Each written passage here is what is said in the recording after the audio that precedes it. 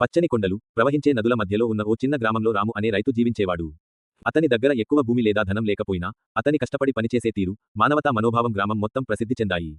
అతని దగ్గర చిన్న పొలం, జంట ఎద్దులు మాత్రమే ఉండేవి. ప్రతి ఉదయం సూర్యోదయానికి ముందే లేచి, తలపై గంక్ కట్టుకుని పొలానికి బయలుదేరేవాడు. రాముని జీవితం సులభం కాదు. భూమి పొడిగానే ఉండేది. 2 సంవత్సరాలుగా వర్షాలు పడలేదు.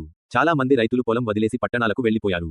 కానీ రాము మాత్రం వెళ్లలేదు. ఈ భూమి చిన్ననాటి నుండి నన్ను పోషిస్తోంది. దీన్ని వదిలి వెళ్లలేను అని తేల్చి చెప్పేవాడు.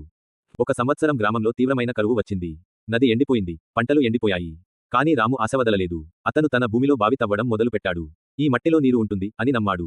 గ్రామవాసులు నవ్వారు. ఒక్క రైతు ప్రకృతిని ఎలా ఎదుర్కొంటాడు అని అడిగారు. కానీ రాము మాత్రం ఎండ, వాన లెక్క చేయకుండా తవ్వుతూనే ఉన్నాడు. ఆయన తల, చేతులు కాలిపోయినా విశ్రాంతి తీసుకోలేదు. వారాలు గడిచాయి. ఒక రోజు సాయంత్రం సూర్యుడు అస్తమిస్తున్నప్పుడు బావిలోంచి చల్లని నీరు బయటకు వచ్చింది. ఆనందంతో భూమిపై కూర్చొని దేవుడికి ధన్యవాదాలు చెప్పాడు. ఆ నీటితో తన పొలాన్ని బతికించాడు. కూరగాయలు, పండ్లు, ధాన్యాలు ఆల్ గ్రూ లష్ అండ్ గ్రీన్. రాము తాను మాత్రమే కాదు, ఇతర రైతులు కూడా పండించాలనే ఆశయంతో తన బావిని గ్రామస్తులకు ఉపయోగించమని ఇచ్చాడు. నా పొలం పచ్చగా ఉండటం ఒక్కటే సరిపోదు, పక్క వాళ్లు ఆకలితో ఉండకూడదు అన్నాడు. ఇతర రైతులు బావి నీటితో పంటలు సాగు చేసే ప్రయత్నం మొదలుపెట్టారు. గ్రామం మళ్లీ పచ్చదనం పొందింది. రాముని కథ జిల్లా వరకు చేరింది. ప్రభుత్వం నుండి అధికారి వచ్చి ఆయన ప్రయత్నాలను చూసి అభినందించారు. ప్రభుత్వ సహాయంతో మరిన్ని బావులు తవ్వారు. గ్రామ రైతులకు సాయం వచ్చింది. రాముని పట్టుదల ఒక గ్రామాన్ని గెలిపించింది. ఇప్పుడేనంటారా, రాము ముదిరిపోయాడు. అతని పిల్లలు పొలాన్ని సాగు చేస్తున్నారు. బావి ఇప్పటికీ నీరు ఇస్తోంది.